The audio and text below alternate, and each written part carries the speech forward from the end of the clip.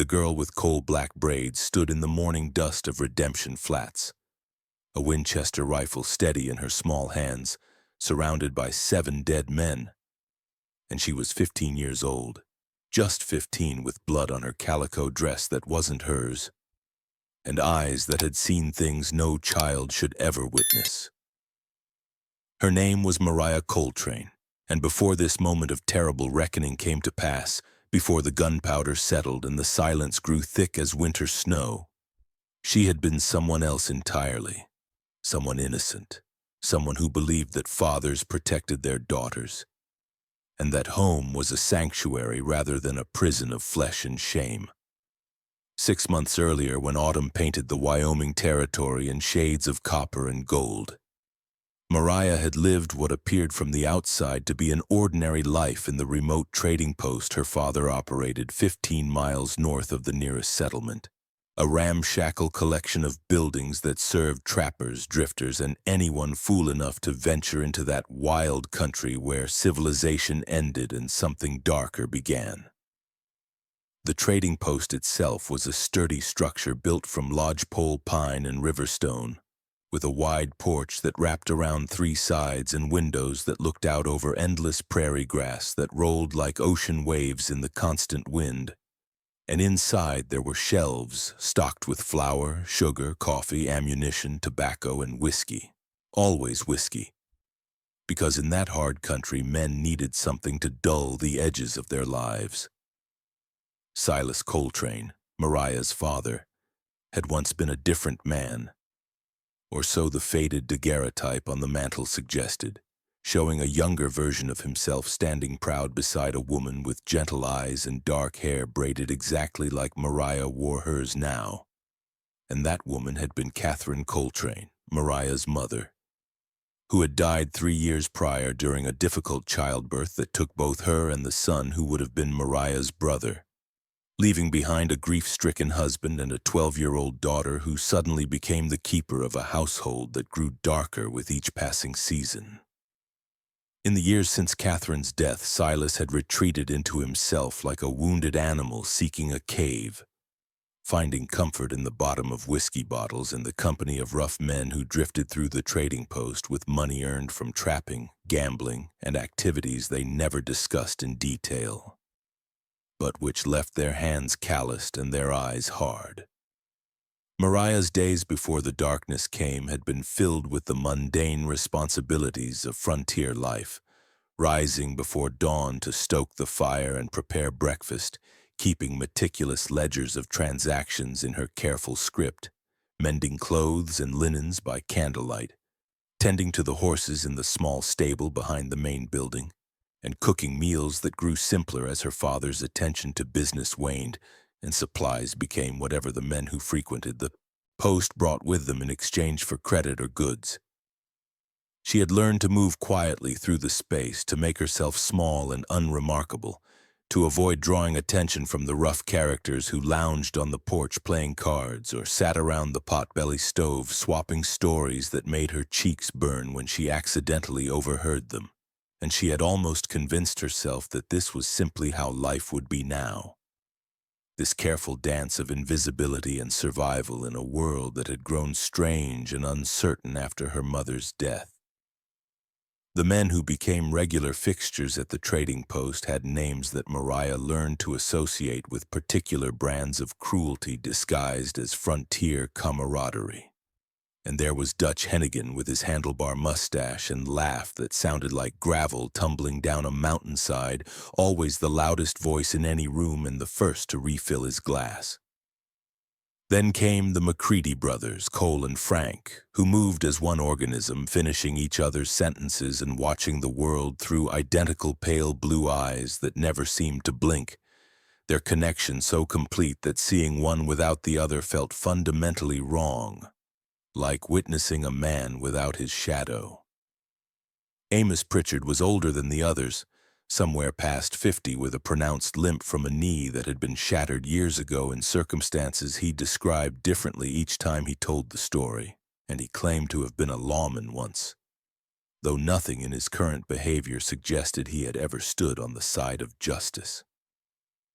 Ned Wolfe was perhaps the most dangerous because his temper was as unpredictable as summer lightning, flashing from jovial companionship to violent rage in the space of a heartbeat,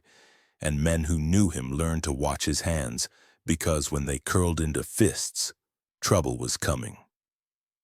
Jefferson Pike spoke with the cultured accent of someone educated back east, incongruous in this rough country, and he kept his fingernails clean and his boots polished, which somehow made him more unsettling than the others because his veneer of civilization seemed to hide something fundamentally broken beneath.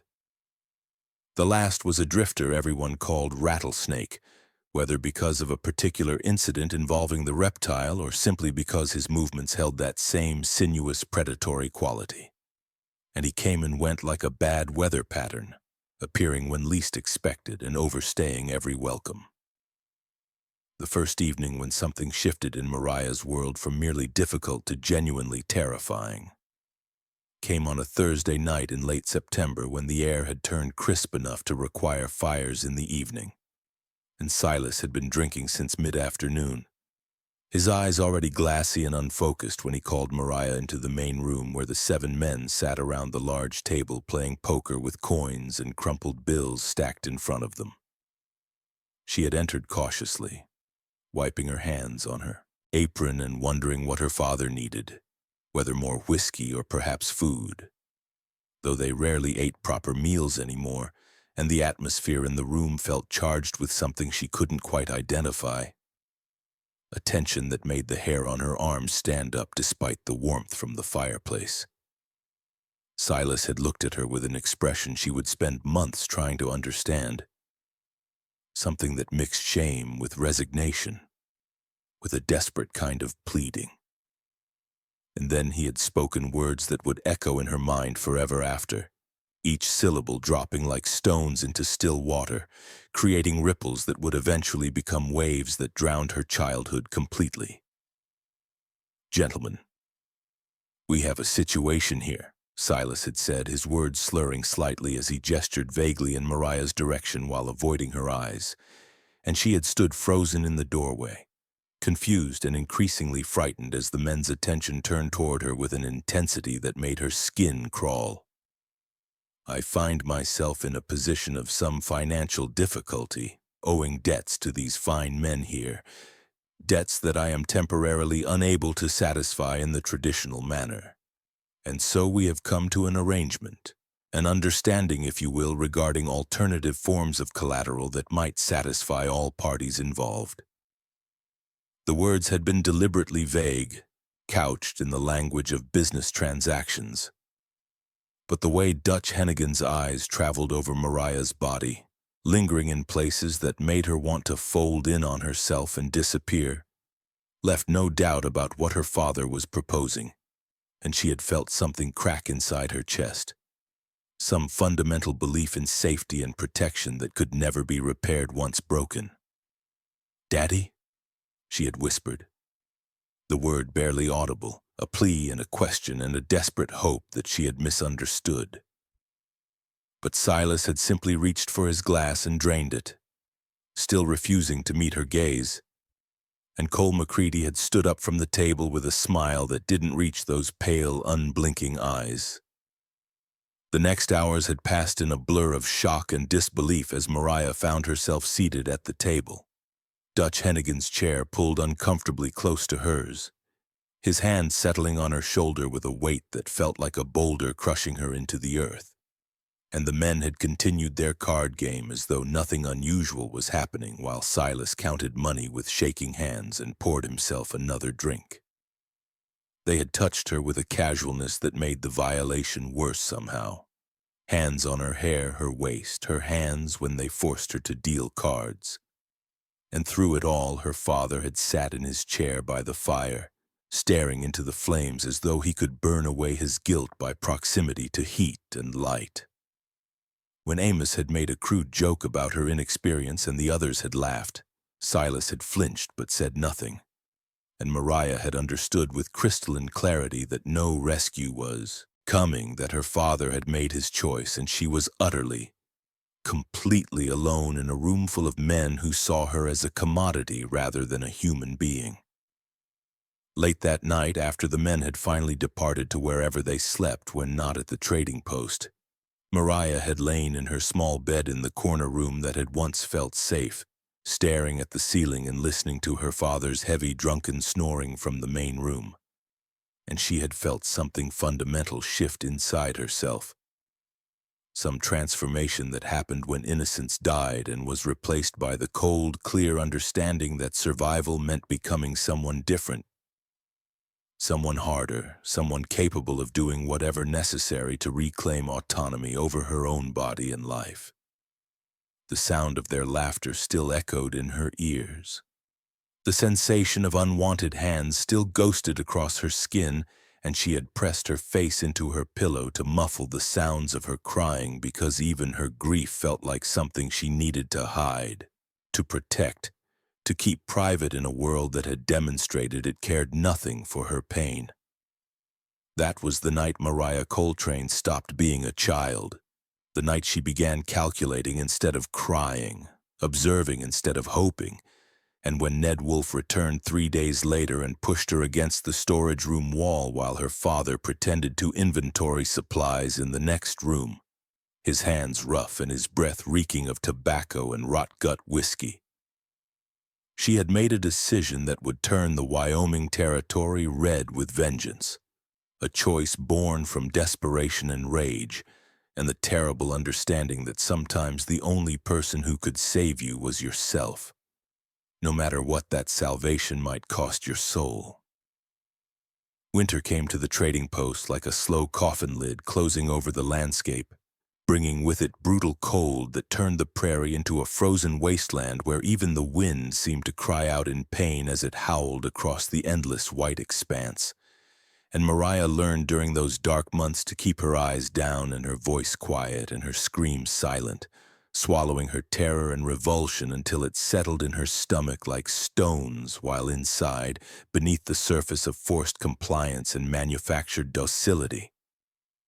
something else was growing. Something cold and sharp as the icicles that hung from the eaves like transparent daggers waiting to fall. The pattern that had been established that first terrible Thursday night became routine with a regularity that made it somehow worse than if the violations had been random, because Mariah could now anticipate them, could feel dread building as each Thursday approached and the men would gather like carrion birds circling something dying, and her father would retreat further into his whiskey-soaked stupor,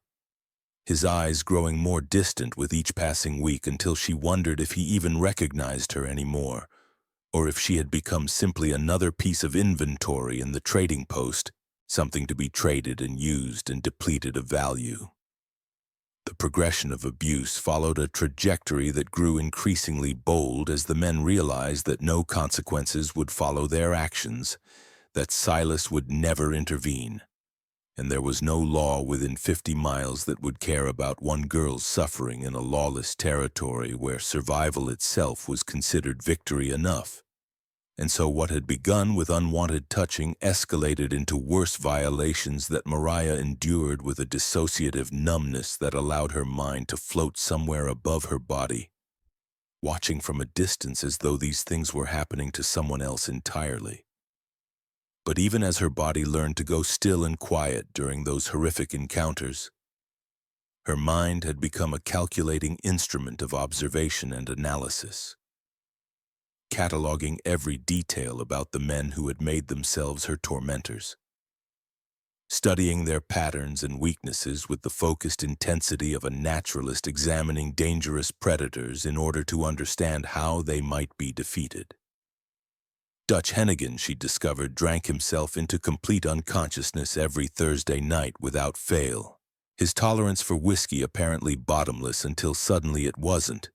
and he would slump over wherever he sat, snoring like a hibernating bear and completely insensible to the world around him,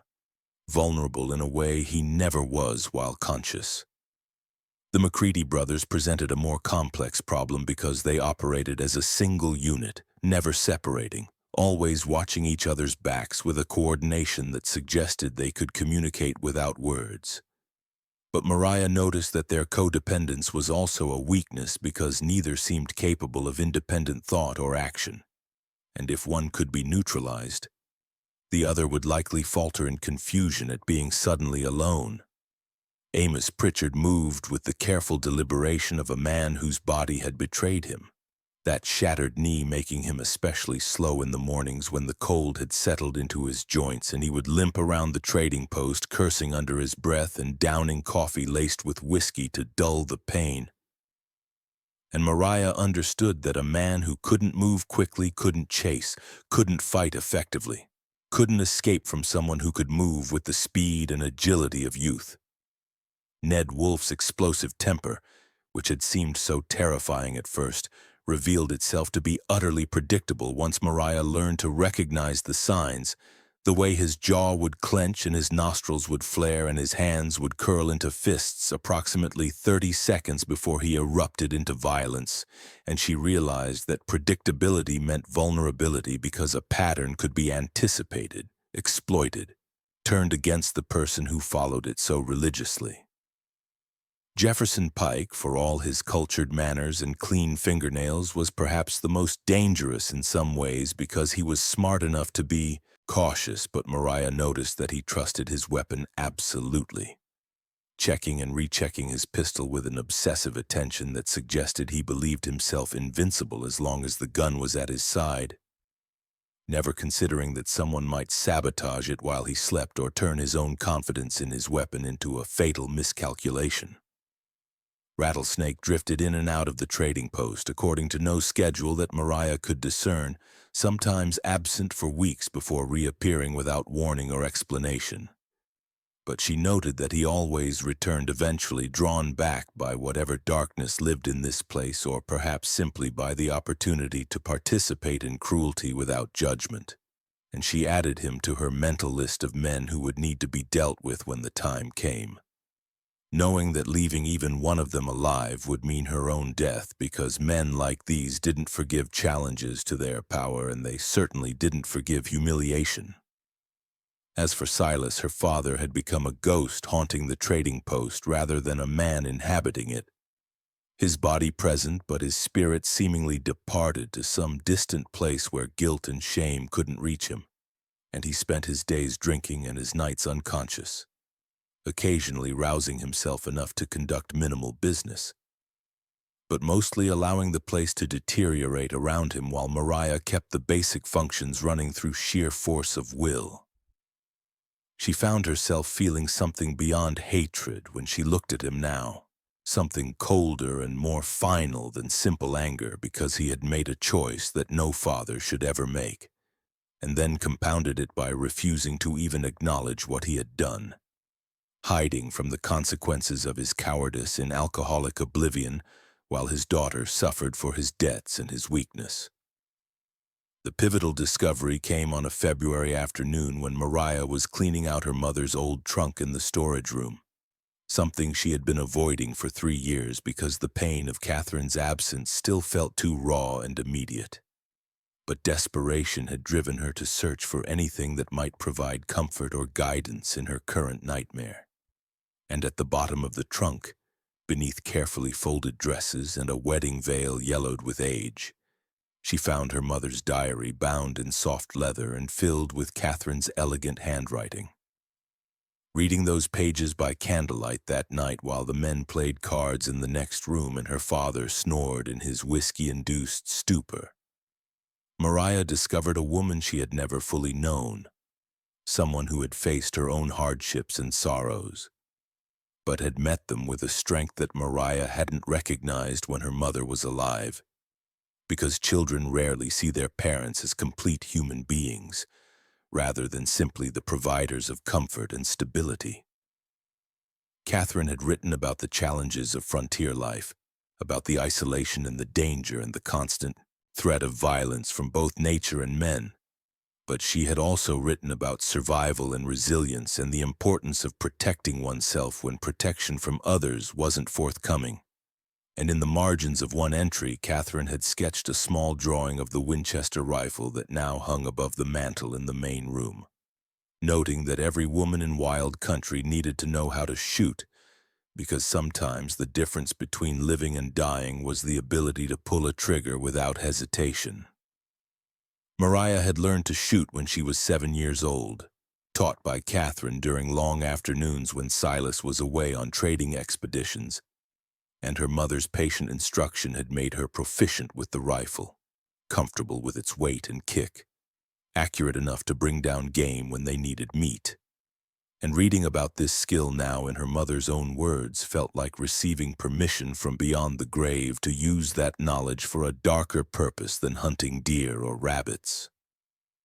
The preparation began in earnest after that night, conducted with a methodical patience that would have surprised anyone who thought of Mariah as simply a traumatized child rather than someone capable of long-term strategic thinking.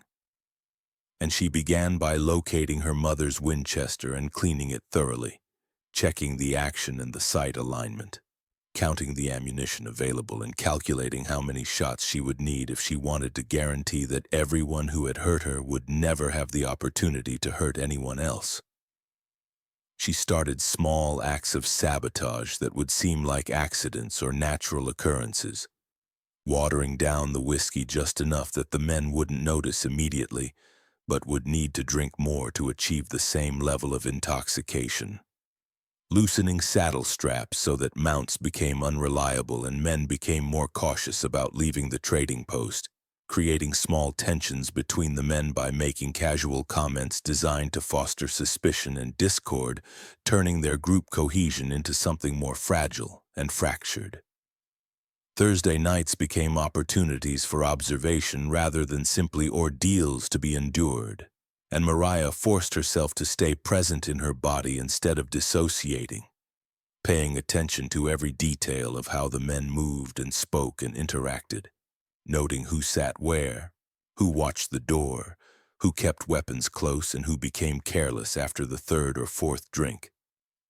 She learned that Dutch always sat with his back to the wall facing the entrance, that the McCready brothers preferred chairs near the fire, that Amos needed to prop his bad leg on a stool or footrest after an hour of sitting, that Ned's temper grew worse as the night progressed and more alcohol entered his system, that Jefferson always kept his pistol on his right hip and drew with a practiced speed that suggested he had killed men before and would do so again without hesitation. The turning point came on a Yumboldum March evening when the men had been drinking more heavily than usual. Emboldened by spring's approach and the knowledge that Mariah had been thoroughly broken to their control, and they had discussed openly in front of her their plans to expand their arrangement, talking about other men passing through who might be interested in the same services, treating her commodification as a simple business opportunity that could generate additional revenue for everyone involved. Silas had been present for this conversation, sitting in his usual chair by the fire, and when Mariah had looked at him with eyes that begged for some shred of paternal protection, some indication that there were limits to how far he would allow this degradation to proceed, he had simply taken another drink and turned his face toward the flames. And in that moment, something final and irrevocable had died in Mariah's heart, the last fragile thread connecting her to the belief that her father might somehow redeem himself, or remember who he had been before grief and weakness had transformed him into this pathetic creature. That night, after the men had finally left and Silas had passed out in his chair as usual, Mariah had retrieved the Winchester from its hiding place behind the false panel she had created in the storage room, and she had held it in her hands while standing in the darkness, feeling its weight and balance, understanding with absolute clarity that she was capable of using it, that survival and justice had become the same thing in her mind, and that 7 men needed to die in order for her to have any chance at a future that didn't end with her own death or complete destruction of her soul. She had made a specific plan during the weeks that followed, choosing the date carefully based on when all 7 men would be gathered together, studying the layout of the trading post to identify positions that would give her advantage and limit their ability to escape or retaliate, preparing herself mentally for the reality of killing because she understood that hesitation would mean failure, and failure would mean a death far worse than anything she could imagine. On the first day of spring, when 7 men gathered at the trading post for cards and whiskey and the terrible rituals that had become routine, Mariah Coltrane set the table for supper with hands that didn't shake, checked her rifle one final time to ensure every mechanism functioned perfectly, loaded extra cartridges into the pockets of her dress where they would be easily accessible, and waited for the sun to set over the Wyoming prairie, knowing that when it rose again she would either be free or dead, and either outcome seemed preferable to one more day of the existence she had been enduring because she was 15 years old, and she had decided that some things were worth killing for, and some things were worth dying for, and her humanity was both. The kerosene lamps burned low in the trading post as evening settled over the Wyoming territory like a dark blanket pulled tight across the land, and outside the wind carried the scent of sage and distant rain, while inside 7 men played cards and drank whiskey that had been carefully doctored with enough laudanum to slow their reflexes without making them unconscious. And Mariah moved through the room like a phantom, refilling glasses with hands that appeared steady despite the storm of violence building inside her chest, invisible to men who had long since stopped seeing her as human and now regarded her as simply another fixture of the establishment, as permanent and unremarkable as the furniture. Silas sat in his customary chair by the fire, already deep into his evening's drinking, his eyes unfocused and distant as they had been for months now, staring into flames that seemed to hold answers he was too afraid to seek anywhere else. And Mariah looked at him with something beyond contempt or hatred, some cold emptiness that came from understanding that the man who should have been her protector had instead become her betrayer, and whatever love had once existed between father and daughter had been burned away as thoroughly as kindling in that very fireplace. The evening proceeded according to the familiar pattern that had been established over these terrible months, with Dutch Hennigan's booming laugh echoing off the rafters as he told some crude story about his exploits in the goldfields, and the McCready brothers sitting side by side as always, their pale eyes tracking everything with an unsettling synchronicity, while Amos Pritchard shifted uncomfortably in his chair, trying to find a position that didn't make his ruined knee ache. And Ned Wolf's mood grew progressively darker as the cards failed to fall in his favor, and Jefferson Pike maintained his veneer of cultured sophistication even as his hands wandered toward Mariah whenever she passed close enough to reach, and Rattlesnake lived up to his name by watching everything with those cold, predatory eyes that missed nothing but understood less than he believed. The laudanum began taking effect gradually enough that the men attributed their increasing drowsiness and slight disorientation to the whiskey itself, which they had been consuming steadily since their arrival, and Dutch stood with visible effort to step outside for air, stumbling slightly on his way to the door in a manner that would have alarmed him had he been sober enough to recognize the danger. Mariah watched him go and made her move toward the storage room where she had hidden the Winchester behind flour sacks and crates of canned goods, her heart hammering against her ribs but her hands remaining steady because she had rehearsed this moment 1,000 times in her mind, visualizing every step and every shot until the sequence of actions felt as natural as breathing. And when she returned to the doorway of the main room with the rifle cradled in her arms, the men initially didn't register her presence because they were so accustomed to her moving through their space like furniture that even armed she failed to trigger their sense of threat. The moment stretched out impossibly long as Mariah stood there, the weight of what she was about to do settling onto her shoulders like a physical burden. And she thought about her mother Catherine, who had taught her to shoot and to survive. And she thought about the girl she had been 6 months ago who had believed in safety and family and the fundamental goodness of the world. And she mourned that lost innocence even as she raised the rifle and pointed it at Dutch Hennigan, who had just re-entered the room and was moving toward his seat with the ponderous, careful steps of a man fighting against chemical sedation. His eyes finally focused on her and the weapon she held, and that trademarked laugh erupted from his throat, rough and dismissive, as he said words that would be among the last he ever spoke, telling her to put that rifle down before she hurt herself as though she were still a child playing with things beyond her understanding. And Mariah felt something cold and final click into place in her mind as she responded with words her mother had taught her years ago, reminding him that she had learned to shoot when she was 7 years old, and that Catherine Coltrane had been an excellent teacher. The first shot exploded in the confined space with a sound like thunder captured in a bottle, and Dutch Hennigan's expression shifted from amusement to shock to nothing at all as he fell backward onto the floor, his massive body hitting the boards with a crash that seemed to shake the entire building.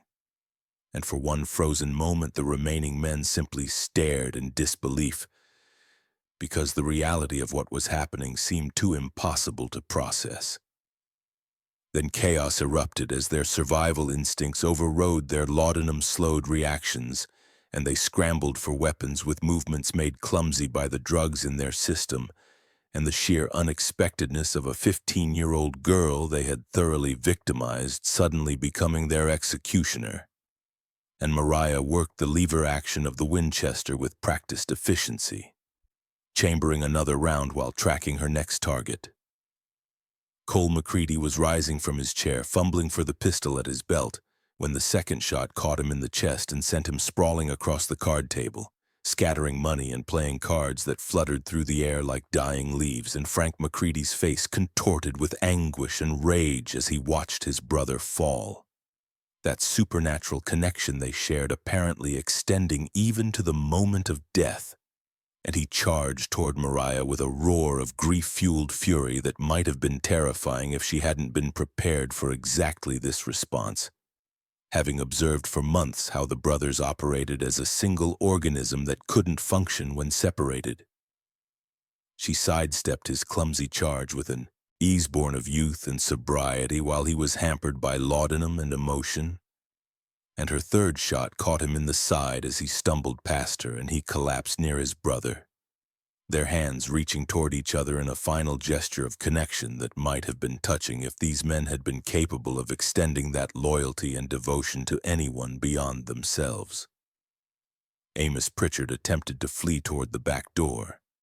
his survival instinct apparently overriding any thought of fighting back. But that shattered knee that Mariah had counted on as a weakness betrayed him completely, and he barely made it 5 steps before his leg gave out and he fell heavily, crawling desperately toward escape that would never come.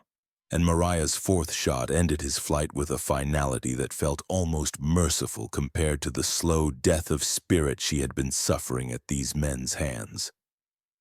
Ned Wolfe, true to the aggressive nature that had made him so dangerous when he held power, came at her with a roar of rage, his face purple with fury and his hands outstretched as though he could strangle her before she could fire again. But rage made him predictable and predictability made him vulnerable.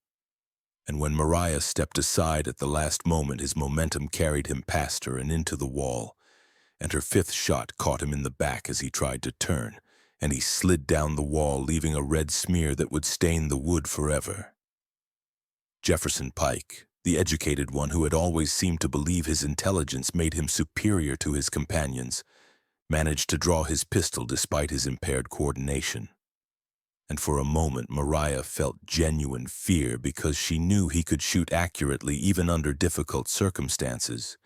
But when he pulled the trigger, the weapon made only a hollow click because 3 days earlier she had carefully removed the firing pin while he slept off a particularly heavy bout of drinking. And the expression of confused betrayal on his face as he realized his trusted weapon had failed him was almost worth the months of suffering she had endured. Her sixth shot erased that expression along with any future opportunity for him to harm anyone else, and his body crumpled with the particular gracelessness of a man who had believed himself invincible until the moment he discovered he was merely mortal. Rattlesnake, perhaps the most dangerous of them all because of his unpredictable nature and survival instincts, had somehow managed to retrieve a knife and was circling toward her with the weapon held low and ready, moving with a sinuous grace that suggested the laudanum had affected him less than the others. And he was speaking in a low, continuous stream of words, begging and threatening and attempting to negotiate all at once, promising that he would leave and never return, that he would tell no one what had happened here, that she could trust him to keep her secret. Mariah looked into his eyes and saw nothing but calculation and lies, recognized that he was simply trying to get close enough to strike, and she felt no hesitation whatsoever as her seventh shot silenced his pleas and sent him joining his companions in whatever hell awaited men who preyed upon the helpless. And the silence that followed was so profound that she could hear the ticking of the old clock on the mantel and the crackling of the fire and the sound of her own breathing, ragged but steady. Only Silas remained, still sitting in his chair by the fire, and Mariah turned to face him with the rifle held loosely in her hands, no longer pointing at anything specific because there were no more immediate threats. And father and daughter looked at each other across a room filled with bodies and gun smoke and the ruin of everything they had once been to each other. Silas spoke her name, his voice cracking on the syllables, adding those words that men always used when they wanted to evoke lost innocence and simpler times, calling her baby girl as though that phrase could somehow bridge the vast chasm that his choices had opened between them. But Mariah's response cut through his attempted sentimentality like a knife, telling him not to dare use that endearment. Not now, not after everything, not when those words had lost all meaning through his actions. He tried to explain himself, stammering through justifications and excuses, claiming that he never meant for things to go as far as they had. But Mariah interrupted him with words as cold and final as a judge pronouncing sentence, telling him that he had meant every bit of it, that he had sold her for whiskey money and poker debts, that he had made a conscious choice to value his own comfort and cowardice over her safety and innocence, and there was no explanation or apology that could change that fundamental truth. The question hung between them unspoken but understood perfectly. Would she kill her father, the man who had given her life but then systematically destroyed it? And Mariah stood there with the rifle in her hands and all the power in the world to exact final revenge, and she thought about justice and mercy and whether there was any meaningful difference between the two when dealing with men who had proven themselves beyond redemption. The shot, when it came, seemed almost inevitable, the only possible ending to a story that had been written in blood and betrayal from the moment Silas had made that first terrible choice, and when her father slumped forward in his chair. The last connection to Mariah's old life severed completely, leaving her standing alone among the wreckage of everything she had known, free but profoundly changed in ways that could never be undone, because there was a particular kind of death that came from taking life, a transformation that happened in the soul when you crossed that final boundary and became someone capable of killing. Dawn broke over Redemption Flats, painting the sky in shades of pink and gold that seemed obscenely beautiful given the darkness of what had transpired during the night, and Mariah stood on the porch of the trading post watching the sunrise with eyes that had seen too much and understood too well the price of survival in a world that offered no protection to the vulnerable. And she felt the weight of what she had done settling into her bones where it would live forever. Not precisely regret, but rather the heavy knowledge that innocence once lost could never be reclaimed regardless of how justified the loss might have been. She had set fire to the trading post after gathering only the things that mattered, her mother's diary and the Winchester rifle and a few supplies, and she sat on horseback watching the flames consume everything, the bodies and the memories and the physical evidence of her childhood, and the smoke rose into the morning sky like a prayer or perhaps an accusation. And she wondered if God was watching and if he understood why she had done what she had done, or if divine judgment would find her guilty regardless of the circumstances that had driven her to murder. The sheriff from the nearest settlement found the burned ruins 3 days later. discovering bodies too charred to identify with any certainty. And he searched for witnesses or suspects, but found only ash and questions without answers. And the Coltrane girl had vanished into the territory as completely as if she had never existed, leaving behind only rumors and speculation and the kind of mystery that would fuel stories for years to come.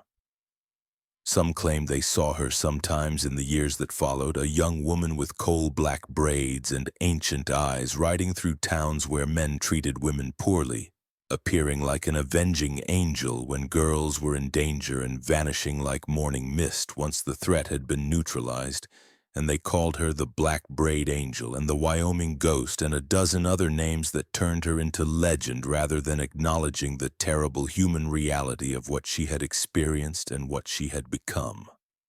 The truth, which was both simpler and more complex than any legend could capture, was that Mariah Coltrane had survived, had paid an unimaginable price for that survival, and had learned the hardest lesson the frontier could teach, which was that sometimes justice came only from the barrel of a rifle held by someone who refused to be a victim any longer. Someone willing to carry the weight of necessary violence because the alternative was a death of spirit that was worse than any physical end. She was 15 years old when she killed 7 men, and she carried that knowledge with her every day after, through all the years that followed and all the miles she traveled and all the nights when sleep wouldn't come because the ghosts of that evening haunted her dreams. And she understood that some burdens you carry and some scars you earn and some debts get paid in blood and fire and the terrible freedom of having nothing left to lose except yourself. And she had lost so much already that losing a little more seemed almost insignificant, almost bearable. Almost like the price of being human in a world that often rewarded cruelty and punished vulnerability. And she rode into the sunrise that morning and into history and into the kind of immortality that comes from standing at the intersection of justice and vengeance where the two become indistinguishable. And she never looked back because looking back would have meant acknowledging all that had been taken from her. And the only way to survive was to keep moving forward into whatever future awaited beyond the horizon.